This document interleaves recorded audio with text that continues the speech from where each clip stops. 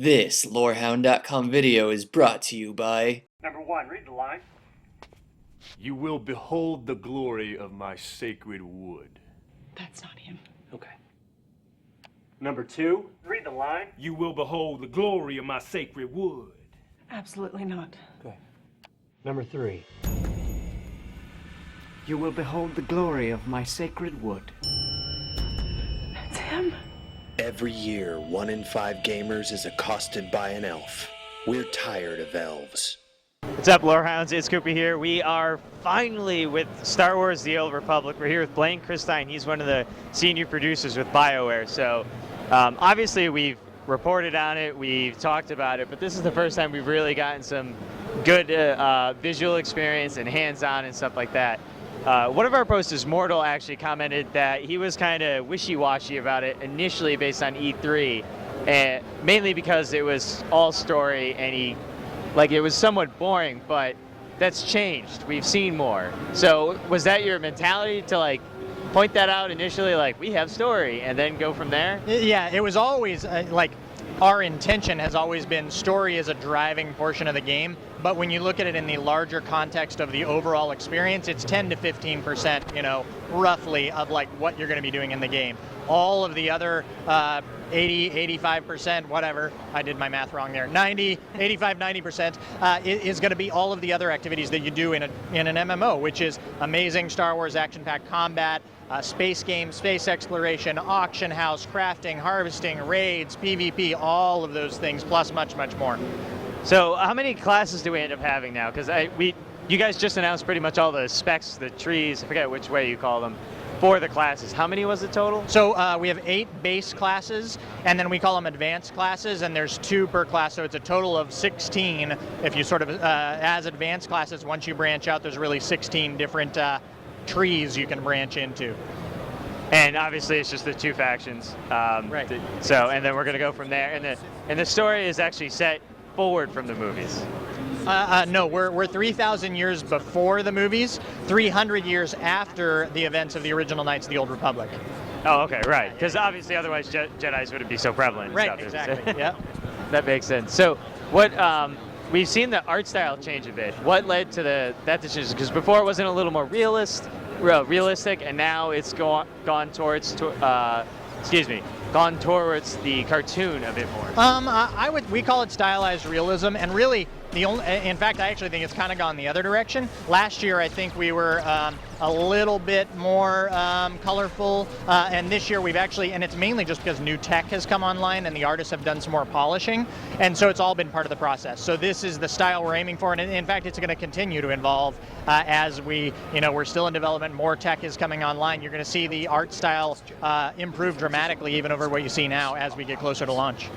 So obviously it's been kind of beat to death that it's story driven. What happens when you're in a quest or you're in a group and one guy wants to do one thing and the other guy wants to answer the other way? Because we have the typical BioWare where you get to choose your different responses, yep. And those can actually impact how things outcome. One of the early ones we saw was you can either kill, I think it was a captain, yes, or you could fight beside them. Yeah. Save or kill. And so yeah, there are those types of decisions are prevalent throughout the story, but what's important to note for players is that there's we divide our quests into sort of 2 different areas. One, you have your class quests, which are the ones that really drive your personal story forward.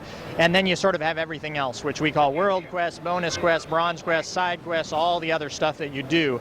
Now you can be grouped up for both of those, but for your class quests, the other group mates can't necessarily participate in those, so they can maybe watch, but it's really up to you to drive forward those, and those are the most critical for your personal storyline. All the other stuff in the world quests, and the world quests can still have a dramatic impact on the story, but it's more of a global overall story. So those, if you participate as a group, each group mate makes a selection, and then there's some behind the scenes math that goes on, and whoever wins in each particular interaction actually is the one that you see interact, and you get to see their choice played out.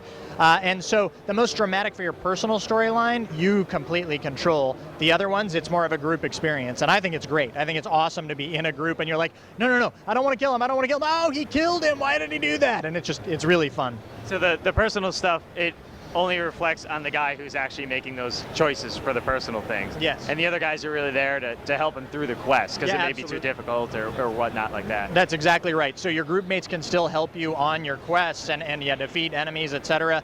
But yeah, the decision making within the conversation is up to you. Because you can, and the whole purpose to these moral decisions is because you can kind of go, like as a dark Jedi, or like a go the cookie cutter good or cookie cutter Right. bad, Yeah. or somewhere in between. Are you going to be able to do that and then change later? Like, could you have an epiphany and all of a sudden want to be goody two shoes? Well, you can certainly change in terms of you could start to work towards the light side in your decision making. However, the decisions that you make, like if you kill the captain in that instance, he will not be there any longer. So you can't reverse that decision once it's been made. So there are key moments within your storyline that will carry forward. And part of that is to encourage people, BioWare games, traditionally people like to experience the storyline even of a given class, in our case, multiple times to see what the different branches do for you. And so that's still the case in our game as well. I think people are going to want to play classes more than once just to see all the different options you can explore. That would be pretty crazy if we have people not only who have alts of all types, but also 4 Jedi, Yes. standard Jedis, Yep. and just went through the different class choices. What? Speaking of that, I guess, is how many character slots are we gonna have? We haven't announced details on that yet. Well, then how am I gonna know if I can do everything? I'll be stuck at that one choice, like Yeah, well, we'll make sure that there are enough that you feel comfortable making the choices you want to make in the game. Are there things bigger than just your standard party? Are we gonna have like the raid types? Yeah, absolutely. So we've talked about player versus player war zones. The first of those we announced is going to be on Alderaan, and that you'll be able to group up with folks from your faction in large-scale battles. So really experience that epic ground combat taken from the movies. But then in addition, yeah, we will have raids. We haven't announced details on that, but we definitely will have raids and high-end content. We don't even know how many people will be able to be in them Yeah, yet. we haven't talked about that yet. No. Okay. So Star Wars: The Old Republic will definitely get some more play time because you have to. It's just too fun not to. And are we still looking at early 2011? Because it was spring, right? Yeah, we're saying spring 2011. Okay, so Star Wars: The Old Republic, spring 2011. Thanks so much. All right, thank you.